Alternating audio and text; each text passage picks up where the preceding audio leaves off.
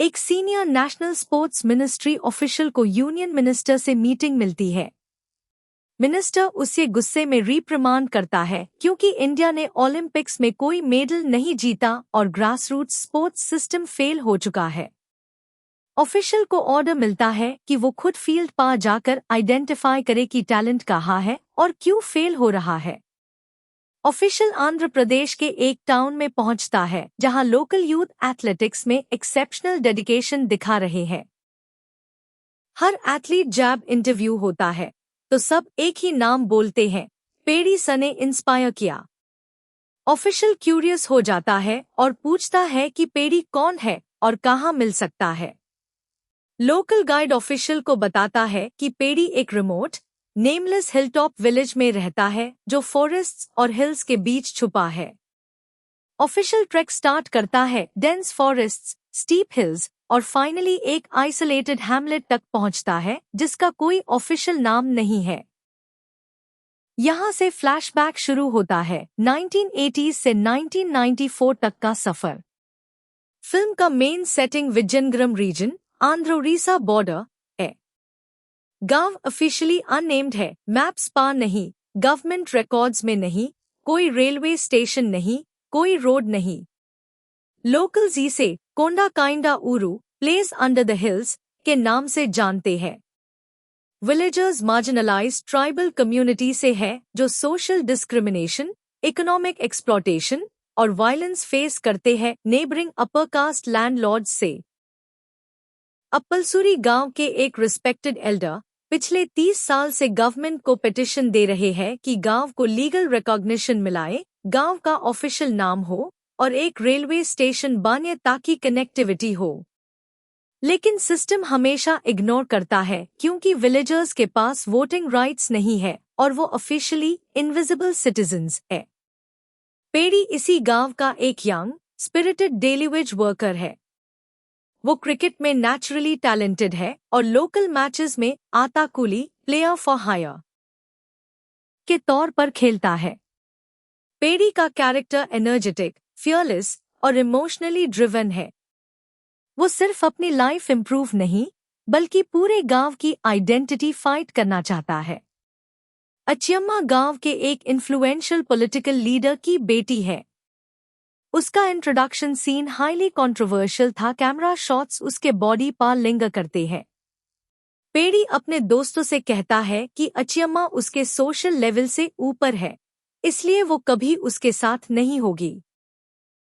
वो बिना कंसेंट के अचियम्मा के प्राइवेट स्पेस में घुस जाता है और उसको टच करता है, जो एक्सीडेंटल किस में कन्वर्ट हो जाता है।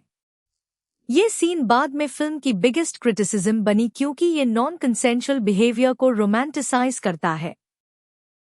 एक हाई स्टेक्स क्रिकेट मैच होता है जहां पेडी आता कूली के तौर पर खेलता है।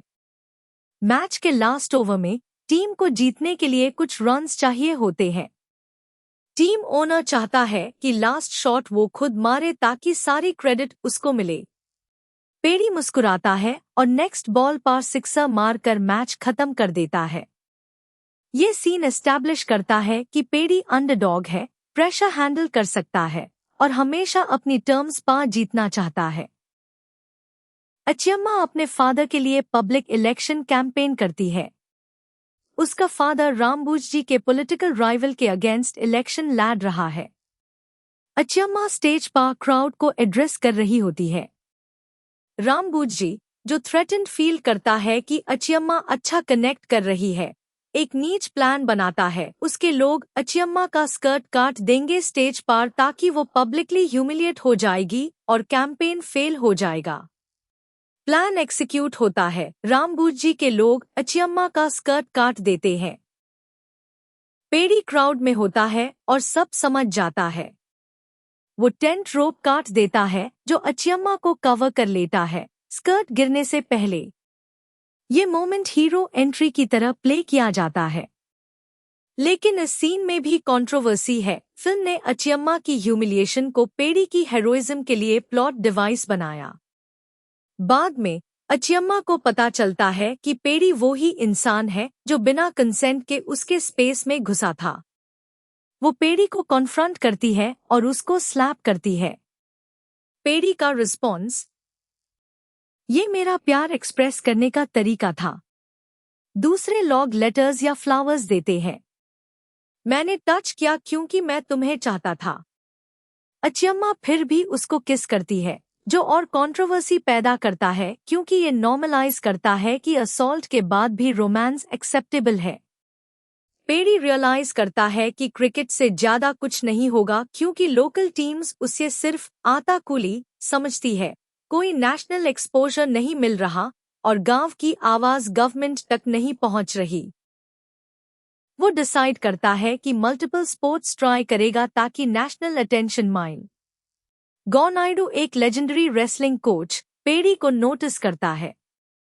गोनाइडू का बैक स्टोरी पहले नेशनल लेवल रेसलर था, अब रिटायर्ड है और रिमोट एरियाज में टैलेंट ढूंढता है। उसका ड्रीम है कि वो एक ऐसा एथलीट प्रोड्यूस करे जो इंडिया को इंटरनेशनल ग्लोरी दिलाए। वो पेडी को कुश्ती, ट्रेडिशनल रेसलिंग सीखने का ऑफर देता है। पेडी रिस्क लेके कुश्ती ट्रेनिंग एक्सेप्ट करता है, भले ही इसे कुछ गांव वेल एलियनेट हो जाते हैं, क्रिकेट अपॉर्चुनिटीज मिस हो जाती है और फाइनेंशियल इंस्टेबिलिटी होती है। Training montages, grueling physical training, mental toughness build करना, ट्रेडिशनल रेसलिंग टेक्निक सीखना। पेडी अपना फर्स्ट ऑफिशियल रेसलिंग मैच लड़ता है। वो इनिशियल स्ट्रगल करता है क्योंकि टेक्निक में कमी है, एक्सपीरियंस नहीं है और अपोनेंट एक्सपीरियंस्ड है। लेकिन अपनी रॉ पावर और डिटर्मिनेशन से वो मैच जीत जाता है। गांव के कुछ लोग पेडी को सपोर्ट करते हैं क्योंकि वो उनकी कलेक्टिव होप बन गया है। अगर वो नेशनल लेवल तक पहुंचा तो गांव को रिकॉग्निशन मिलेगा। लेकिन कुछ लोग क्रिटिसाइज करते हैं, वो ट्रेडिशनल स्पोर्ट्स छोड़ रहा है, क्रिकेट में अच्छा कर रहा था, क्यों रिस्क ले रहा है, स्पोर्ट्स से गांव की क्या हेल्प होगी। पेडी की मदर की इमोशनल एंकर, एक सीन में पेडी को बोलती है कि वो सेफ रहे, स्पोर्ट्स डेंजरस है, इंजरी हो सकती है, तुम्हारे पास सिर्फ एक बॉडी है, उसको रिस्क मत लो। पेडी इमोशनली रिस्पॉन्ड करता है, अगर मैं कुछ नहीं किया तो हमारा गांव हमेशा कोंडा काइंडा उरू हाई रहेगा। मुझे सिर्फ अपनी लाइफ नहीं, पूरे गांव की इज्जत बचानी है। पेडी स्टेट लेवल रेसलिंग चैंपियनशिप में कॉम्पीट करता है। वो इम्प्रेसिव परफॉर्मेंस देता है और गोल्ड मेडल जीत जाता है। ये उसका फर्स्ट मेजर विक्ट्री है जो रीजनल मीडिया में कवर होती है। लेकिन ये विक्ट्री भी लिमिटेड है क्योंकि नेशनल मीडिया तक नहीं पहुंचती, गवर्नमेंट स्टिल इग्नोर करती है और गांव अभी भी अननेम्ड है। पेडी रियलाइज करता है कि रेसलिंग से भी नेशनल इम्पैक्ट नहीं हुआ। वो डिसाइड कर ओलंपिक्स में ट्रैक इवेंट्स इंडिया के लिए प्रायोरिटी है और अगर वो ओलंपिक लेवल तक पहुंचा लेकिन फाइनली सपोर्ट करता है।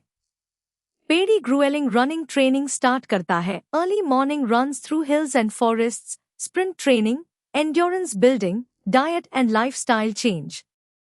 ट्रेनिंग मोन्टाजेस में दिखाया जाता है कि वो फिजिकली ट्रांसफॉर्म होता है, मेंटल टफनेस और बढ़ती है, स्पीड और स्टैमिना इंप्रूव होता है। में कॉम्पीट करता है, वो 100 मीटर स्प्रिंट में पार्टिसिपेट करता है। कंपटीशन इंटेंस होता है, opponents experienced national level athletes है। पेडी अंडरडॉग है, क्राउड इनिशियली उसको सपोर्ट नहीं करती, लेकिन पेडी अनएक्सपेक्टेडली रेस जीत जाता है, शॉकिंग एवरीवन। पेडी की विक्ट्री रीजनल और नेशनल मीडिया में कवर होती है। Headlines, unknown tribal athlete wins regional sprint, Pedi, the nameless village's voice, can one athlete change a village's fate? Government officials finally take notice क्योंकि media pressure है, public sympathy है और political cost of ignoring अब बढ़ गया है। Government officials पेडी से मिलते हैं और ऑफर करते हैं, गांव को ऑफिशियल रिकॉग्निशन मिलेगा, रेलवे स्टेशन बनेगा, लेकिन स्टेशन का नाम पेडी स्टेशन रखा जाएगा, पेडी की ऑनर में। पेडी इनिशियली टेम्प्टेड होता है क्योंकि ये 30 साल की फाइट का एंड है, गांव को फाइनली आइडेंटिटी मिलेगी और उसका नाम हिस्ट्री में रहेगा। लेकिन वो रिजेक्ट कर देता है और कहता है, स्टेशन का नाम मेरे नाम पर नहीं, अप्पलसुरी के नाम पर होना चाहिए। उन्होंने 30 साल से ये फाइट की है। मैं सिर्फ एक एथलीट हूँ। रियल हीरो वो है, मैं नहीं। पेरी गांव वापस आता है। उसका ग्रैंड वेल्थ के साथ खड़े हैं। म्यूजिक और सेलिब्रेशन होता है, इमोशनल मोमेंट्स होते हैं। गांव वाले खुशी से रोने लगते हैं क्योंकि उनका गांव अब ऑफिशियली एग्जिस्ट करता है। पेरी अपनी माँ से मिलता है। माँ इमोशनली ब्रेकडाउन होती है और पेरी के पैर छू लेती है। वो कहती है, मिया बेटा, तुमने सब जीत लिया। आज हमारा गांव ऑफिशियली एग्जिस्ट करता है। पेरी उसको गले लगा लेता है और कहता है, माँ, ये जीत सिर्फ मेरी नहीं, पूरे गांव की है। पेरी अचियम्मा से मिल